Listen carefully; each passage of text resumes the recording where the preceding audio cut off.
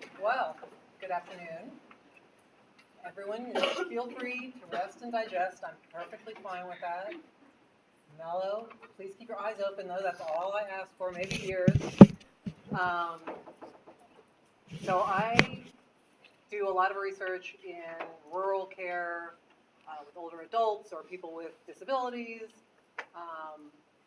There is a lot of communication issues that emerge with pretty much any population you're talking about in healthcare. But I started getting really interested in health literacy. And how many people have heard that term? All right, good. It's something to take very seriously in any kind of clinical practice, with anyone you're working with, no matter what kind of clinical practice you're involved in. So we're going to talk about it a bit. Hopefully you can get some actual useful take-home tidbits. If nothing else, there are definitely a lot of references. You can find so much material online related to this just by Googling things. But hopefully it's practical, useful information. And while it is not exclusive to disability in any way, shape, or form, it certainly is part of what you'll be facing and what your patients are facing. So we're going to talk about healthcare communication, what is health literacy, kind of the definition, and what it's not, why you need to think about it, some things to keep in mind, and some examples. If you can communicate successfully, you're going to have more follow-through from your patients. Nowadays, the self-management issues for chronic conditions, people have to take a lot of ownership for many of their health needs. So if they're not getting it, not understanding, don't know what they're supposed to do, there's a big problem. So if you can get them to really understand it, it's going to help a lot with self-management. And hopefully some preventive behaviors. This is going to affect a lot to do with biological health and patient satisfaction. Nowadays, patient satisfaction, as I'm sure you're hearing in payments and things, is really important. If people don't get what you're doing and feel like, oh yeah, that was helpful to me, or it improved me in some way, shape, or form, no matter what your assessments say, you really want them to understand what's going on and to be part of the team. So, healthcare is complex, and it's only getting more complex each and every day. So that's not going to get easier. The information is getting denser and more choices. There's a lot of times now where people have to make decisions versus there's black and white answers to things. So when you have to start processing and really thinking about the decision making, it gets a lot more complex. Time is getting shorter. People have very tough productivity standards. You've got communication skills from both the provider and the patient.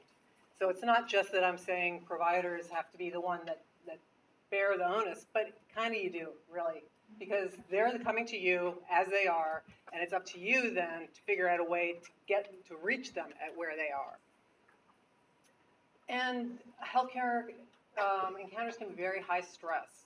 So we're going to talk about, can you pinpoint someone who has low health literacy? And the answer really is no. And one of the reasons is going to be because there's usually stress involved in encounters. So right there, people are not operating at perhaps at peak performance.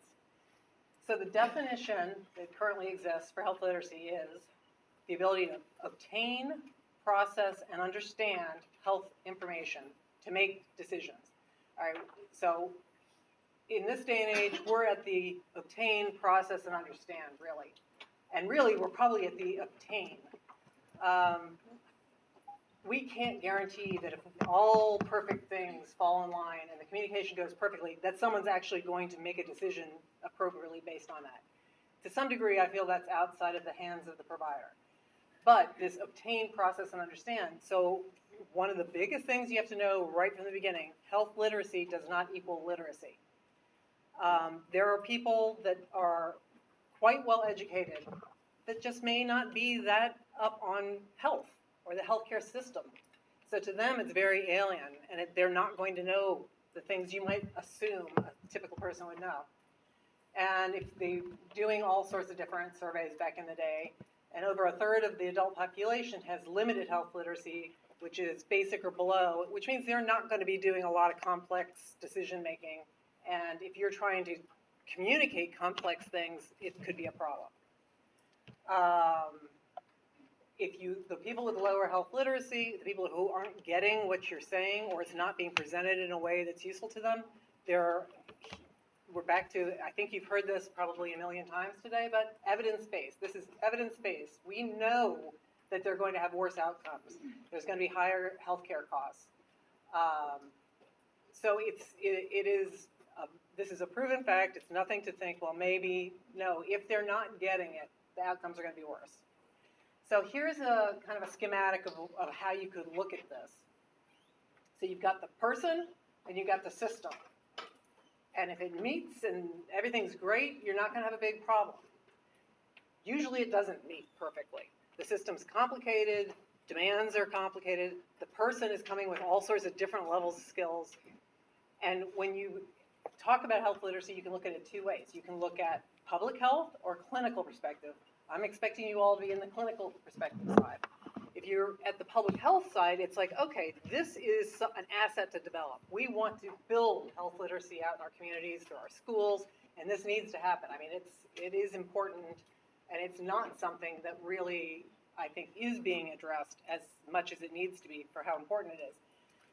If you're looking at it from the clinician, because you're not going to change that person in an encounter, so what you have to do is you have to adapt the communication and the environment to provide as much support as you can.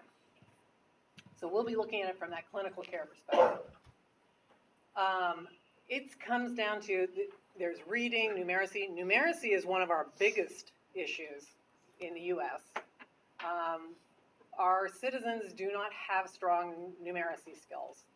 Understanding percentages, understanding odds, understanding anything, measurements. So there is a big issue with prescriptions, just reading the bottles and understanding what's being asked of them, but then understanding dosage. There are a lot of people that don't, a tablespoon or a teaspoon, accidents happen, and this really becomes an issue with pediatrics, where, an overdose is a much bigger deal with a little kid than with an adult, but medication problems are huge. Understanding your appointment slip. This might seem so simple, but I don't know. It depends how it's presented. It depends how much you're assuming someone knows. Informed consent, that's a big one. You all will probably not have to be doing informed consent unless you're doing research of some sort. But consent forms are not designed really typically for the ease of use of the end reader. They tend to have a lot more of a legal bent to them. As a researcher, this is something that I've dealt with forever, and having to adapt consents and try and make them more user-friendly, which not all universities and institutional review boards understand right off the bat. But if you explain to them, yeah, I want to change the vocabulary, I want to lower the reading level, I want to change the formatting so it's not quite so dense, they usually, in the end, say, oh, okay, I get it, that's fine. Dosages, percentage odds, so these are the things that you would just probably aren't thinking about when you're talking to your clients. You can't tell. This is another research, tons of research done. Providers cannot tell who's got low health literacy. They can be well-spoken. They can have white-collar jobs. We're back to perhaps they function perfectly when they're not under a lot of stress or sick or on medication or their family member is sick. So right there, you put this stressor on that's going to decrease the communication receptivity. When you talk about this obtaining, processing, et cetera, it's broad. So it can be visual. Are your graphics useful? Are the pictures you're using? This could be, we're talking about your built environment. Are the signs in your facility user-friendly? Do they make sense? Computer literate, can you access? We assume everybody, get on Google it, do this, do that, go, be proactive in your healthcare. Not everyone has a computer, not everyone knows how to access the information or knows how to evaluate the information, whether it's good or bad. numerical, internet. So if we were to start labeling a little bit, the groups that are at the highest risk are those over the age of 65, minority populations, English as a second language, low income, and people with chronic mental or physical health conditions. So if you look at that group, I think you're probably going to recognize some of them.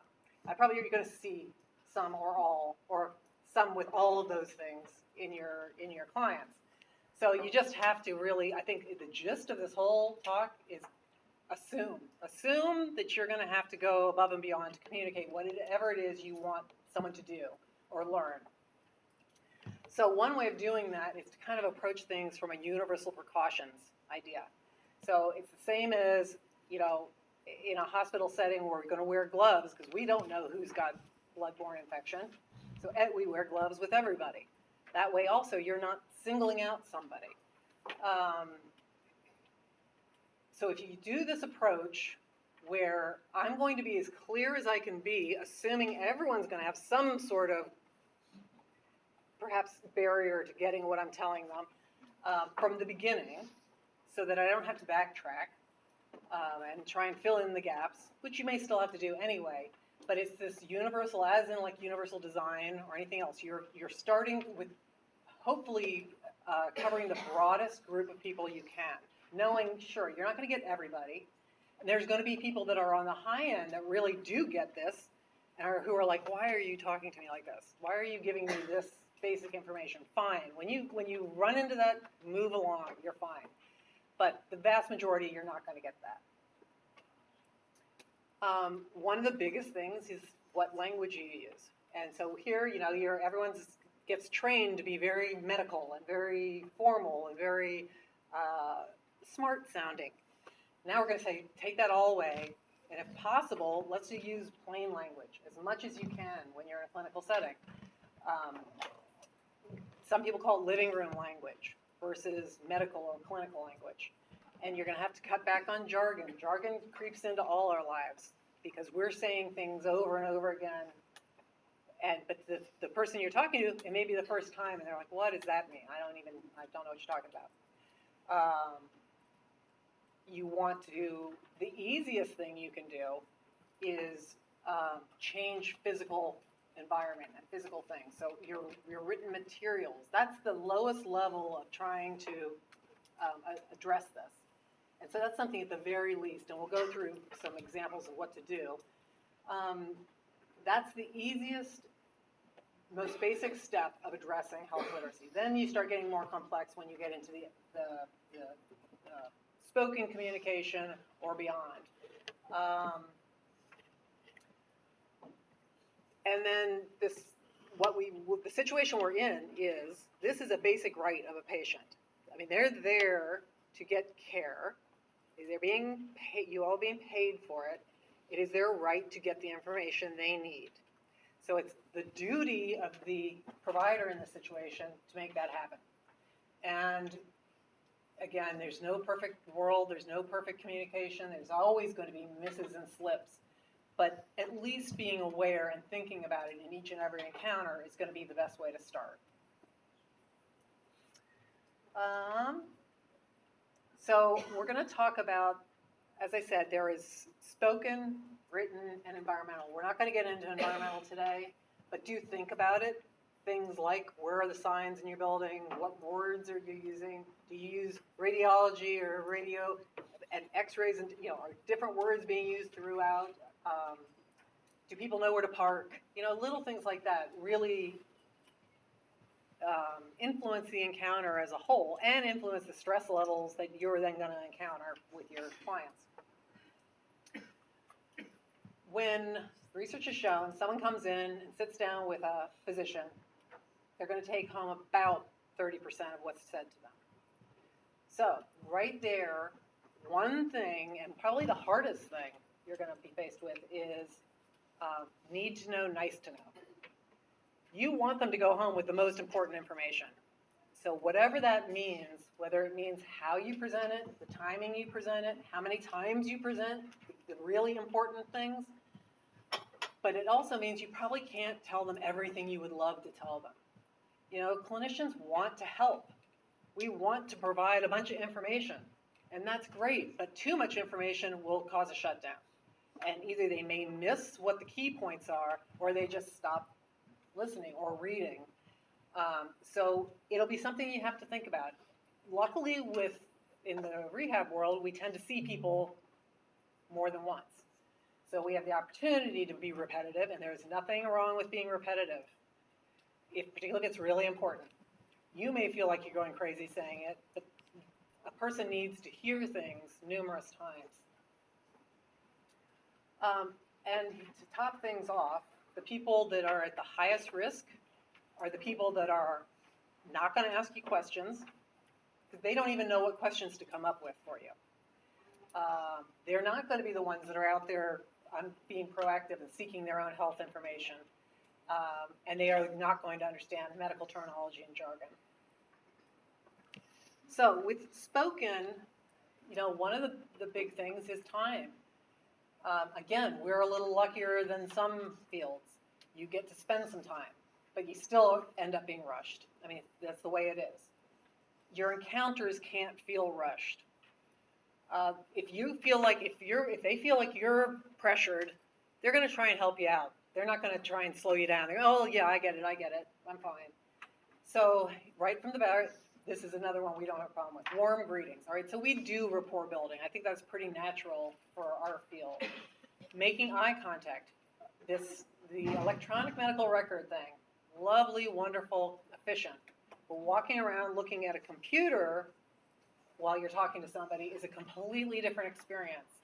And if anyone's got a risk of not getting it, that's going to be a barrier. We talked about the non-medical language, slowing down. That again, you can be as frazzled and pushed as you will be, but you've got to try really hard not to transmit that to your interactions. Limiting content, 3 to 5 points at the most. And again, lucky, we get to see them again, so we can keep moving on and adding more information as we see what they are capable of doing. But just piling information is not going to be useful. Repetition, and getting people to ask questions is going to be really important. And there's some tricks to the trade on that. That's a body language thing as well. You want to sit down. You want to be looking at them. You want to be, I got all the time in the world. What questions do you have? Instead of saying, do you have any questions? Just little things like, do you have any questions? It's very easy to say no. What questions do you have? I'm assuming you're going to have questions because I've just given you all this information. So what would they be? What do I need to go over again? I have no problem with going over something again. Just letting people know that they don't want to infringe on you or put more pressure on you. So you just got to be careful to be great actors and actresses. And it's like, I got all the time in the world. Let's see what we can do. So another evidence-based. Are you seeing how important evidence-based is? I know you hear this in at school, but it really is. It's much nicer to be able to say, we know this works. Teach-back method is something that's used fairly regularly in other fields. I think a lot of physicians are trained in this now, but it works in the clinic as well. It's an easy way. It's a step-by-step, easy way to kind of close the gap in terms of what you're saying and what they're getting. You're not testing somebody. It's not like I've given you all this information. Now, what did I say? It's not going to be that. And it's something that you would want to use with everybody. And it wouldn't necessarily just be you. This is something that someone at the front desk might want to do. If all of a sudden they're setting up appointments, ask. So when are you? What's your? Be sure the people are hearing what's said, because you'll be surprised what you hear, and then it's like, oh, well, good. Now I know I need to go back over this. It could be something like you've given someone, now we wouldn't be doing this, but we've given someone a medical prescription.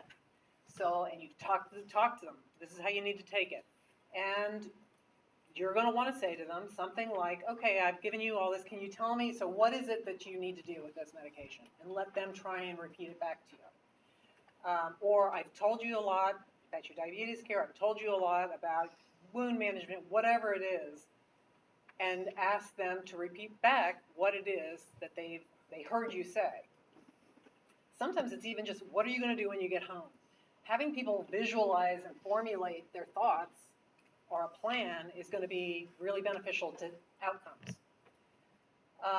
So what you would do is you would start with asking them what they're going to, having them respond to you, and then it's a loop. You'll respond back then with whatever they didn't get. You get a chance now to more target it and repeat it. You ask them again. So now what is it? What are the key points, or what are we going to do? And you keep going through this until you feel confident they know what they're supposed to do when they get home. I'm getting physical therapy right now. I'm getting physical therapy constantly, but I love physical therapy. But I will say there's times when I get a ton of information, a ton of different exercises, and I'll say something like, could you stop and write a note about that point you just made, because I won't remember it when I lay down to do this exercise, this exact feeling I'm supposed to have when I do it. And I just need things clarified for me. And because I'll tell you the second, sure, I remember right then, I just did it with you. Then I go home, and the next morning it's like, oh, I know there was something I was supposed to do special, some positioning. So anytime, make me say it to you. Make me explain what it is that I'm going to have to do when I go home by myself. Written communication is interesting. So this is how I got involved in this to start. It's the easiest to fix, except a lot of the written materials that are given to patients in healthcare facilities are not something you have a lot of control over. So you're going to have to figure out what you can change and what you can't change. Again, I love electronic medical records, but some of the things that get printed out for a patient to take home are not user-friendly. They're medical-friendly, but they are not layperson-friendly. So, but we do tend to rely on a lot of print materials, whether it's marketing materials, whether it's take-home information, whatever. In the healthcare situation, there's a lot of written materials, documents, the consents, all those sort of things. Typically, they're at a college level, reading level. There is often a lot of text. Font is not usually something that's thought about. It tends to be, if anything, a small font. It's certainly not going to be an overly large font. And there can still be that complex terminology in it. So I'm going to give you a little example of what this might feel like if you were someone coming in and being asked to read something that you may not really understand. So everyone can read this out loud as you work your way through it. And I'll tell you that the point is all the words are written backwards in this paragraph. And the first word is cleaning. So I'll let you work through it.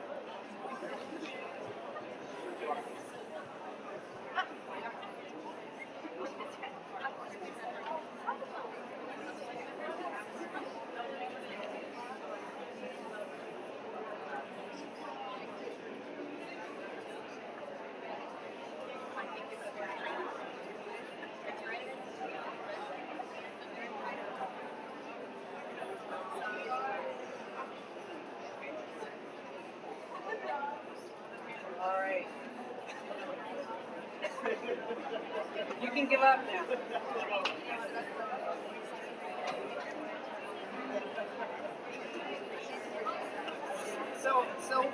So what are you getting from this experience? right, stop. The competitive people are getting into this. So what's the takeaway from this experience? It's not fun. You can do it. You can get through it. If I quizzed you on what you just read, you'd probably have to go read it again now, because now you've fought your way through, now you got to think about it. The funny thing is, I'm going to show my age right now, because you probably won't even understand it when it's in the correct way. But to me, this makes perfect sense. Nobody uses cassette recordings now. Nobody has their music on their cassette. Nobody has to clean the heads of the cassette players with the alcohol. I did. I had to do this. So, point being, though, it's tiring. It's adding another level of, I'm already here because something's wrong, and now I'm being forced to work my way through. I mean, this is another example. This is one of mine. I mean, anything computer, forget it. I don't know what to ask. When I get asked my computer guy to come help me at work, I can't come up with questions because I don't even know enough to come up with a question. I just say, it doesn't work. Do something. And don't try and explain it to me because I'm not going to get it. So you see this in tech stuff. You see it in legal. I mean, there's a lot of fields where if we have to read that, reading a contract is not fun. So to be user-friendly, and in healthcare we have to address this. We can't produce things like that. One of the first things I noticed, so I've had some experience with inpatient rehab and some of their materials. One of the first things was, and it's a great idea, let's develop one document that's going to fit all our needs. It's going to be marketing material. It's going to be education for clients. It's going to be, no, you can't do that. Right there, you've asked too much. It's going to be muddled, or it's not targeted. Information has to be targeted to the end user. So whoever it's meant for, that's who it should be for. So 2 pamphlets. You might have a pamphlet that people take out to recruit other healthcare providers. That's a different pamphlet than what you're going to give to a patient. They might not care about all your numbers. They want to know about what services you provide. Content has to be very clear, very focused. So back to that need to know, nice to know. You can't tell them everything you would like to tell them. You want, when you start in a perfect world, and you won't have a perfect world, anything you develop you would like to be testing with the end users before you finalize it.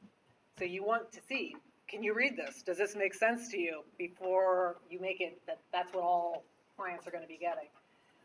Quite often you're not going to get the time to do that, but in the best practice, that's what you would do. So in reality, reading materials in healthcare should be 4th grade and below. I can tell you that is really hard to do. So I've given you up to 6th grade. So if you can get 6th grade and below, I'd feel really successful. But it's not easy.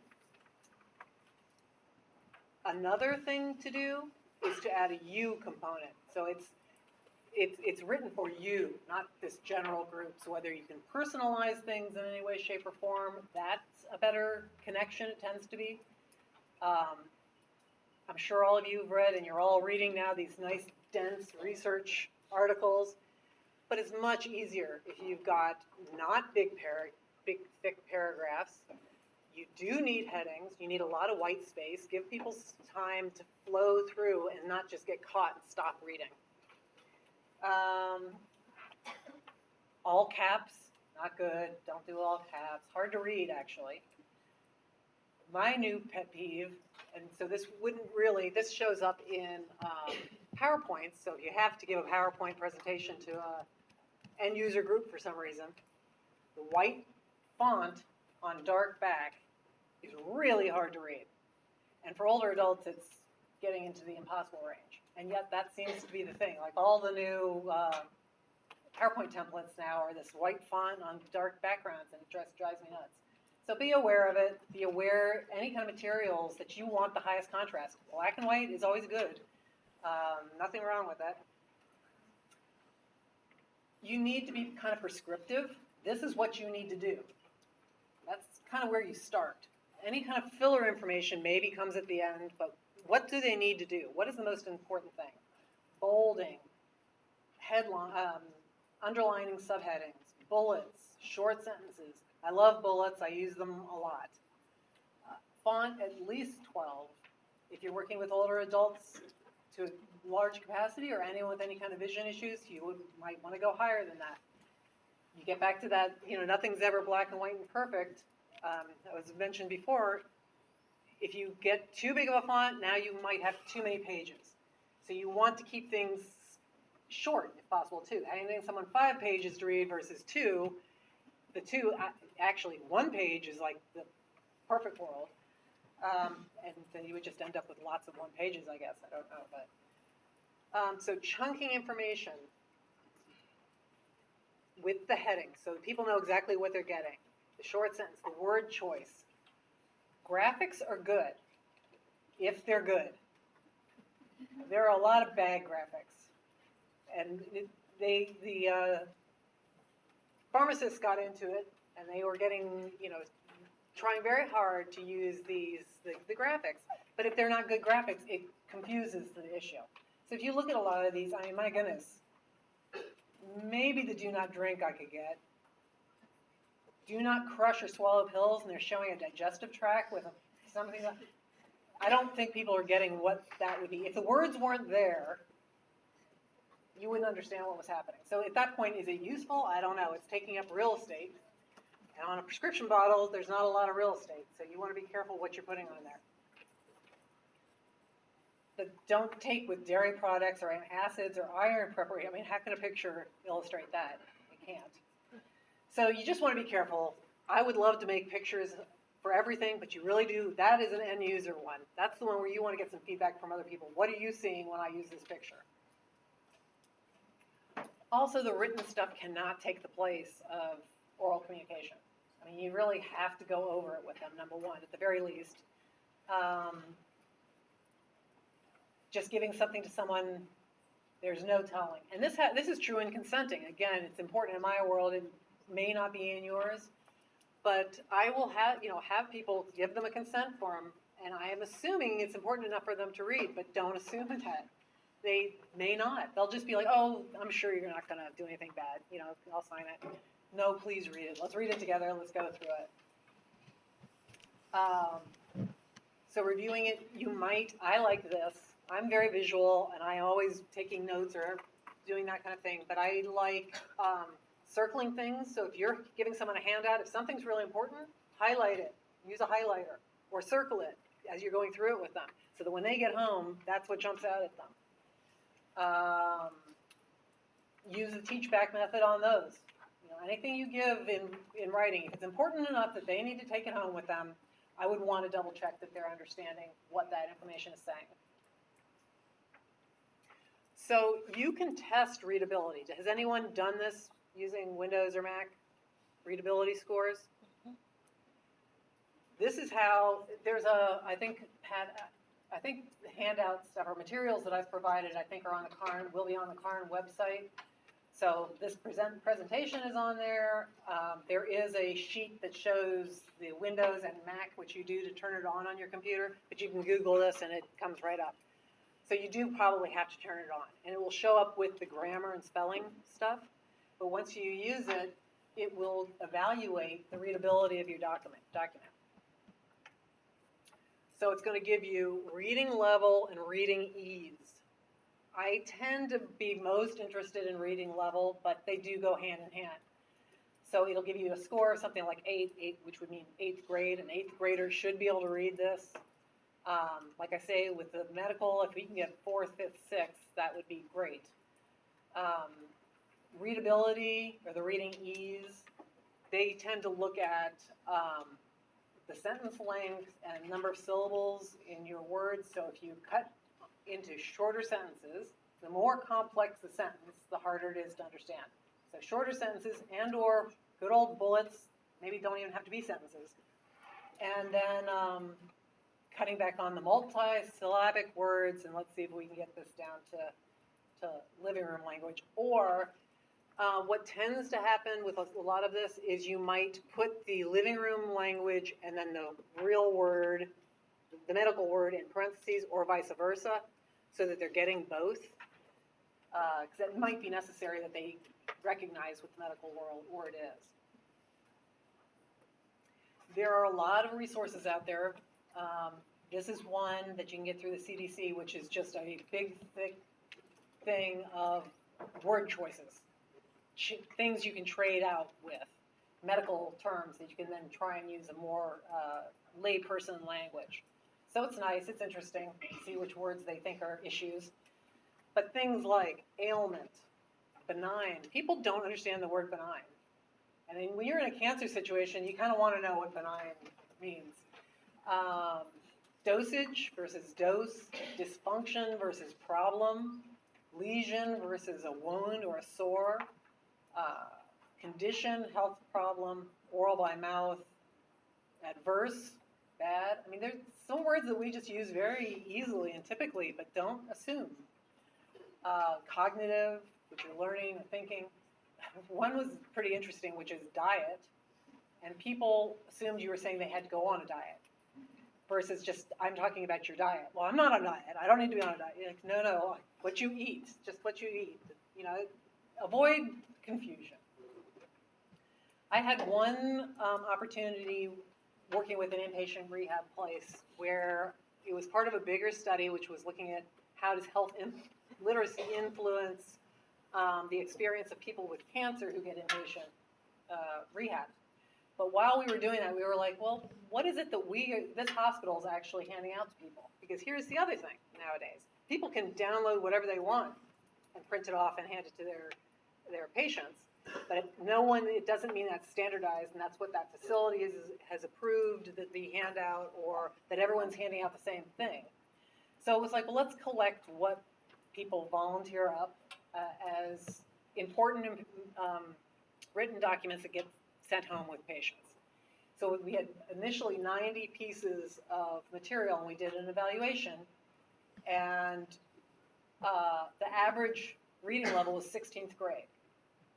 There was a range of 2nd grade to 18th grade, but I mean, average of 16th, that's not usable in that setting. So we took 20 of them, which they felt was very important and used a lot, and said, okay, let's try revamping them and see what we can do.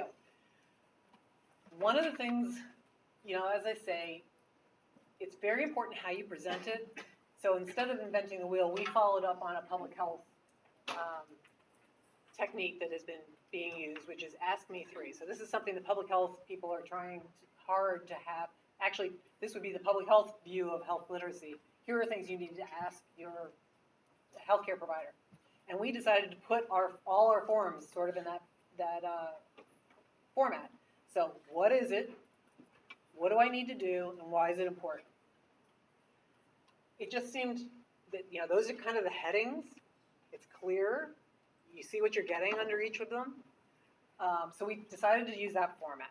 That makes life easier too. So you're not starting from scratch with every different document. Like, oh, where do I begin?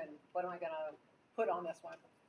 We were able to get the average reading level to 5th grade with a range from 2nd to 8th.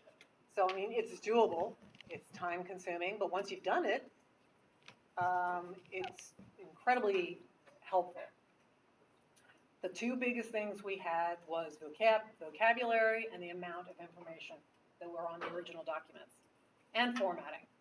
There was a lot that were kind of text heavy, but it was text heavy because it was a lot of information.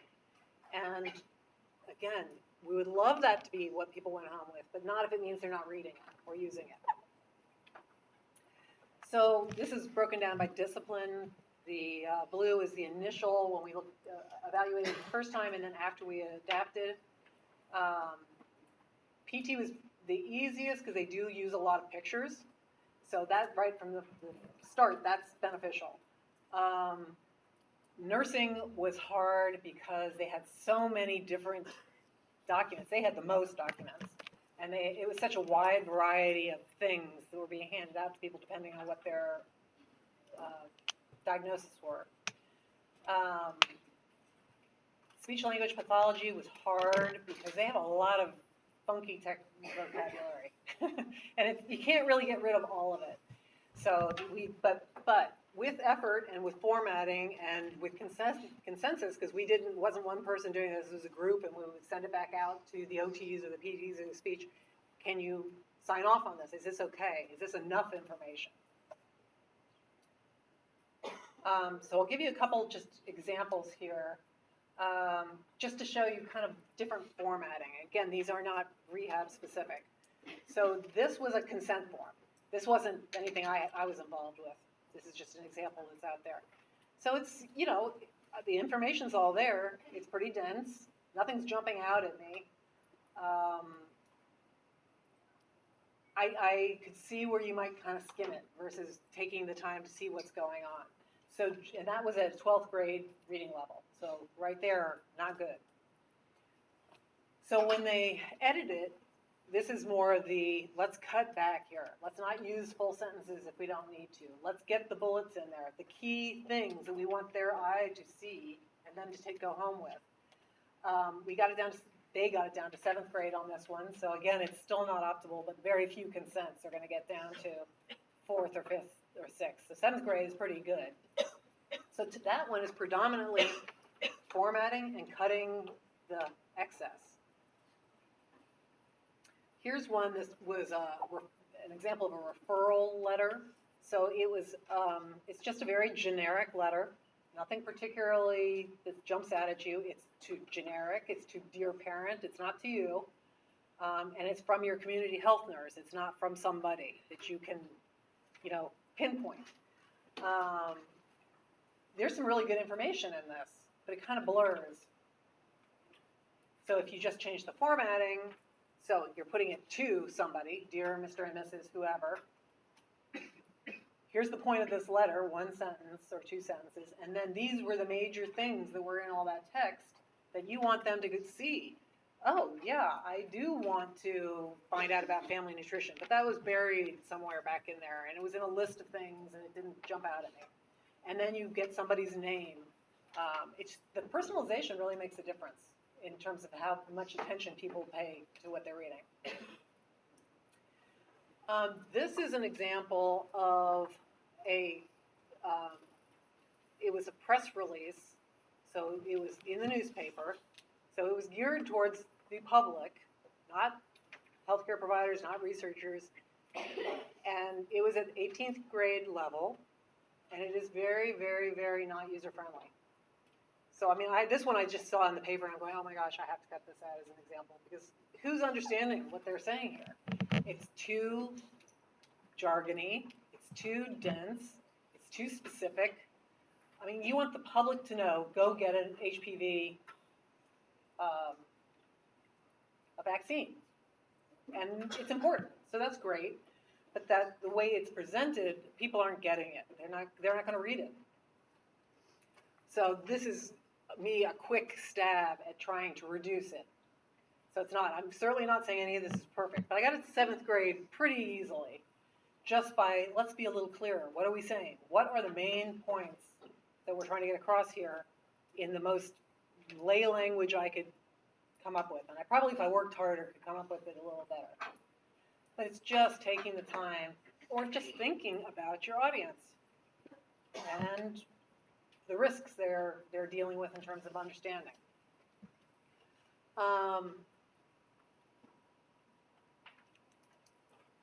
Some people might say, oh, why don't we just evaluate everyone that comes in for their level of health literacy? Then we'll know we can tailor things to them.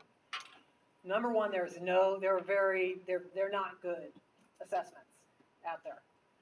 They tend to be very long. They tend to be very literacy oriented versus the more complex parts of health literacy. It's useful enough in research. If you're doing a research project, you're probably going to have to evaluate pre-post, that kind of thing. So you'll have to do it. In the clinic, it is not useful. There's no point in taking the time to do it. It's not getting you enough information.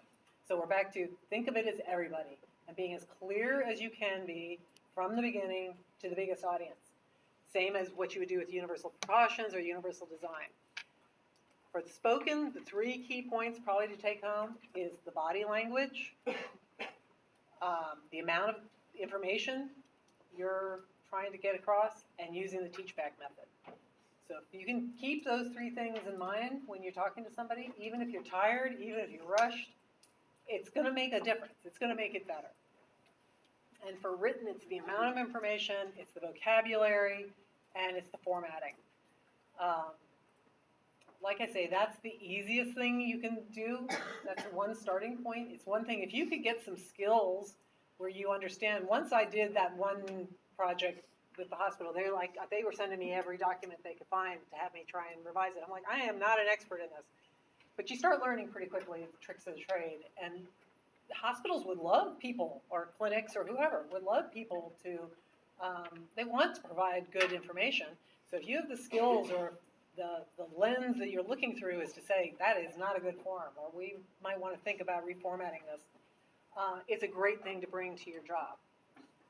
And you'll have plenty of opportunity to work on it. George Orwell said, never use a long word if you can use a short one. And I think we get trained out of that in academia. Short words are fine. They're clearer. I appreciate it. I get tired of reading all that other stuff. If it's possible to cut a word, cut it out. Less is more. And then what questions do you still have? Oh, and I do have a conflict of interest, so I had to tell you. But I hid it till the end, so you wouldn't know how conflicted. I don't see it as being particularly negative, but I get the majority, I am a faculty at UK, but the majority of my salary is paid for from American Occupational Therapy Association, so I have to divulge that. So any questions? Any experiences of seeing some bad stuff or receiving bad stuff?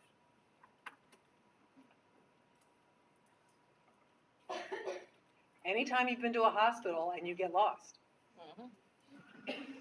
Anytime you get on the phone and you get sent through some diabolical automatic call thing and you can't get to the person you want to get to no matter what you do.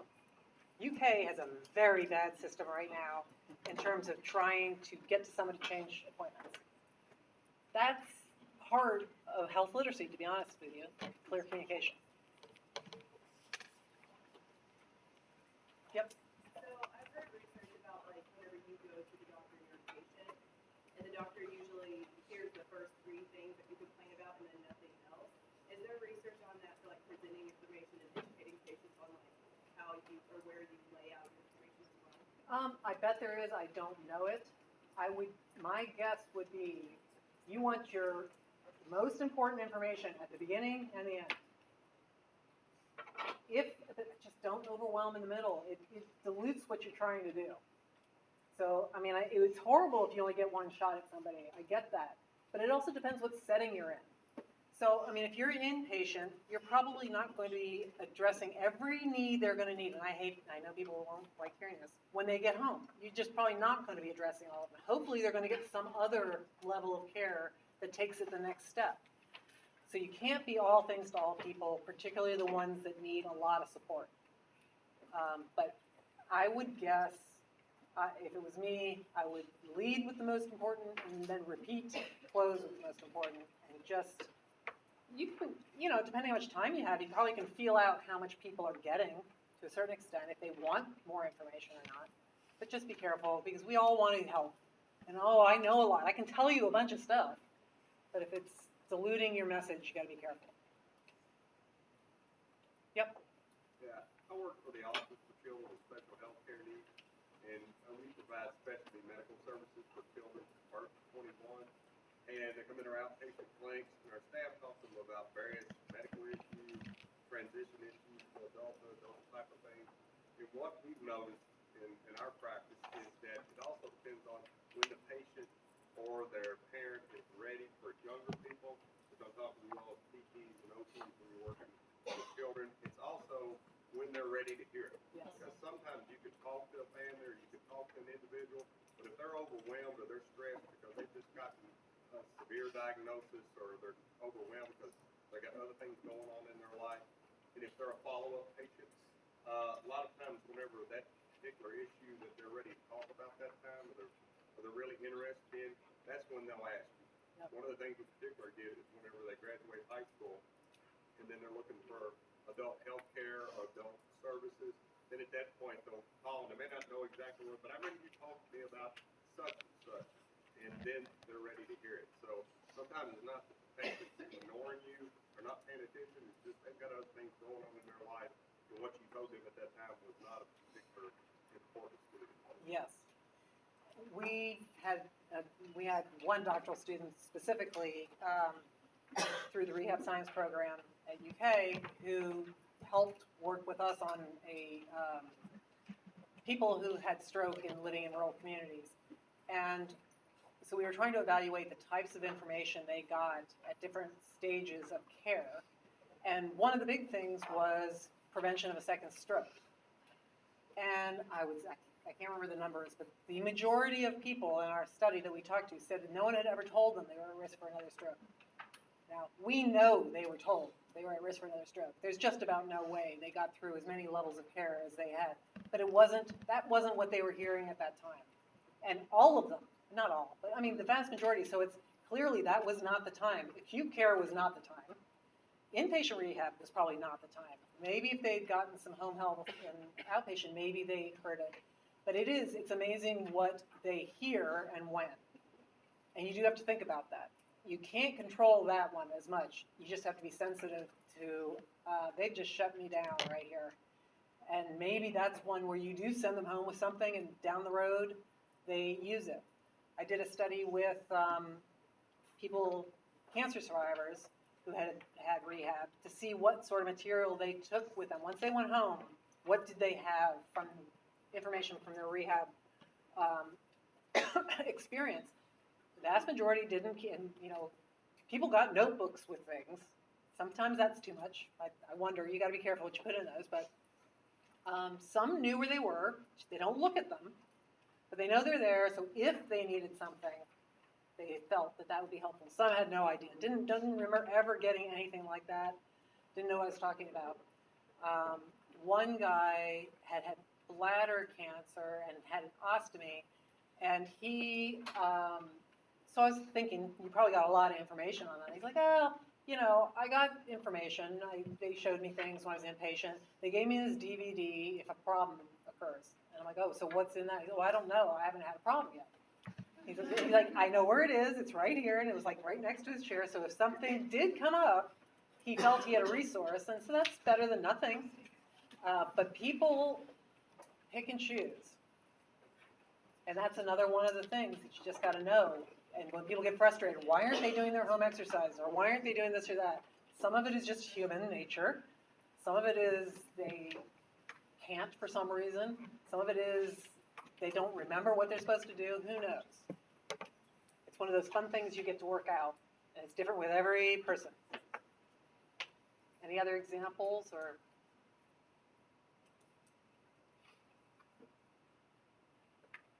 All right.